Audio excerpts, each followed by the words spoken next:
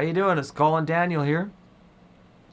Got a little discussion on the acoustic guitar and its parts. It's for beginners, obviously, or people that are curious about the guitar and want to learn something about it. This is definitely a beginner's lesson, but it's something you should all know. And here's the deal. This particular acoustic guitar has got a cutaway on it. That's what a cutaway is. A cutaway is so you can reach up on the fingerboard more and play the higher frets easier. Not all acoustics come with a cutaway, but this one does. It's a little more deluxe. But I've got other acoustic guitars that don't have a cutaway, and that's great too. So we'll start with the basic parts of the guitar. This is the body, the box. This is a slang term, body, box for the guitar. This is the neck. The fingerboard is the face of the neck where you put your fingers down to fret. This is the headstock, and these are the tuning pegs or machine heads. Those are what are used to tune the guitar. The tuning pegs have a tuning post or peg post or tuning post or tuning peg post, and the string wraps around it, and as you tighten the tuning machine, it turns the post and tightens the strings, and that's how you tune a guitar. And so there's machine heads, tuning posts, tuning pegs, tuners. There's a bunch of different names, but that's what it means. These are the mechanical devices that machine heads that tighten or loosen the string tension once the string's wrapped around the post, which is this piece of metal, this barrel, string barrel, that pokes out through the headstock of the guitar, and that's where the strings are wrapped around. The neck is where you wrap your hand around and fret on the face of the neck, which is the fretboard. You fret the notes you need with your fingers and use the thumb on the back of the neck to keep your fingers in place. These are the frets, these metal things that go across, and when you actually play the guitar, you're actually playing behind a fret. Say if I played 1, 2, 3, 4, 5 frets up and I struck a note, strings are 4, 3, 2, 1, 6, 5, 4, 3, 2, and 1 for a 6 string. From the thinnest string, 1, 2, 3, 4, 5, 6. And if you're to play notes, say on the 4th string, so 1, 2, 3, 4, 4th string, 5th fret, you're actually playing behind the fret. I'm pressing a string up against the fret that's in front of me. That's what a fret does. That's its job. The fret is sitting there in place so that wherever you put your finger behind it, as long as you press the string against the fret, it plays the correct note. And unless you've got an instrument that's poorly made or made in some other country that I don't know about, some other planet, then these frets all have to be a certain space apart, because all of our instruments on this earth and this solar system that I know of are all spaced apart a mathematical distance. You'll notice as the frets get up to the higher register, they're closer together, but they still mean the same musical distance, even though as we get in, like this is lower on the guitar. When you have a longer string means lower, shorter string means higher.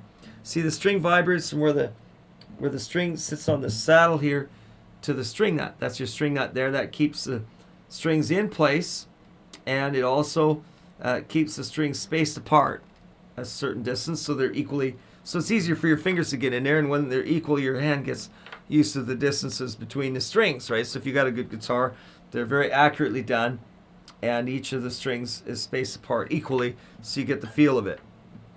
After a little while, you get the feel of the strings, and you get used to the distance between each string, and you can find your way around a lot easier without looking down. But that's a string nut there.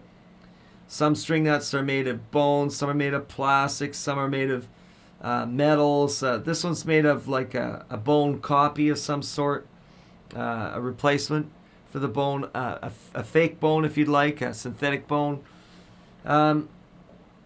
This guitar doesn't have a 0 fret. Some guitars have a 0 fret, which is a fret just in front of the string nut, but this one doesn't. It's just a design, a style.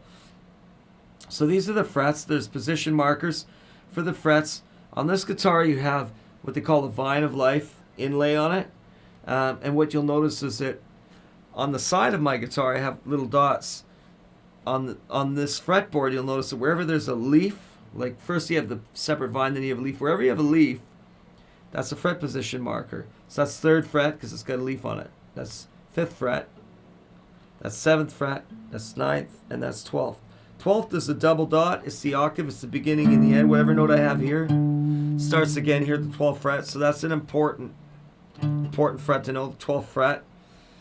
So your frets are counted from behind the fret. 1, that's the 1st fret, but it's behind the fret. You count it. 1, 2, 3, 4, 5, 6, 7, 8, 9, 10, 11, 12, 12th fret.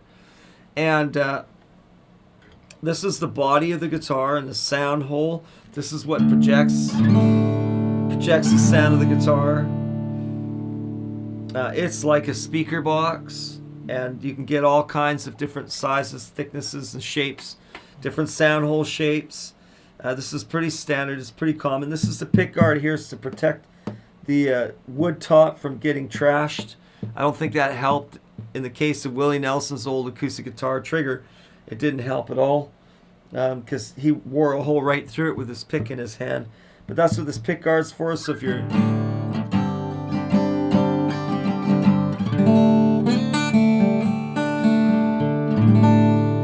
picking or strumming, or that this protects the finish and the wood top on the guitar.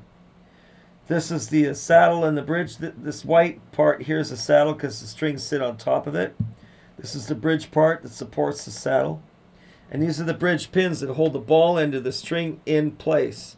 So when you change the strings, these have to be popped out. And that's a bit of a trick. You need a little tool you can get at any music store for a couple bucks. It's called a string winder, and it usually has a bridge pin puller because it gets stuck in here. But don't pull the pins unless your strings are totally detuned and there's no tension on it. So that's the bridge. That's the saddle. The saddle is important because the string vibrates from the edge of the saddle to the edge of the nut. That's the lowest on this particular 6th string. That's the lowest note I've got. Anything else, as I shorten the string length from the fret to the saddle, gets higher. As I lengthen it, the string length, as I make the string length longer, like the distance further from the saddle here, then the pitch gets lower. So this is higher on the guitar because you're shortening the string length, and this is lower. Okay? And this is a dreadnought style guitar. The cutaway is just a style, a shape of the body, and it's a thick body. It's fairly thick, you know. It's like 4.5, 5 inches, 4.5 inches deep. But like I said, you can get guitar bodies of many different thicknesses. And this one's got a pickup in it. It's hidden. You can't see it until you see it on the side where the controls are. That's a pickup that's built into this bridge here where the transfer point is on the sound. That's where it vibrates the most, so it's a pressure sensitive pickup. That's what the piezo pickup is. Those are some pointers to the guitar. I hope that it's helped you out and informed you, and maybe it'll help educate you to when you're buying a guitar or as you're learning to play one, that you understand it better and you understand some of the language. If you're interested in more and more detail and more information, come and visit me at the riffninja.com website and look me up under the Riff Ninja Academy. And there is also an offer there for a 3-day free trial to check it out. Thanks for your time. I hope this has helped you out, and maybe we'll see you soon. Take care.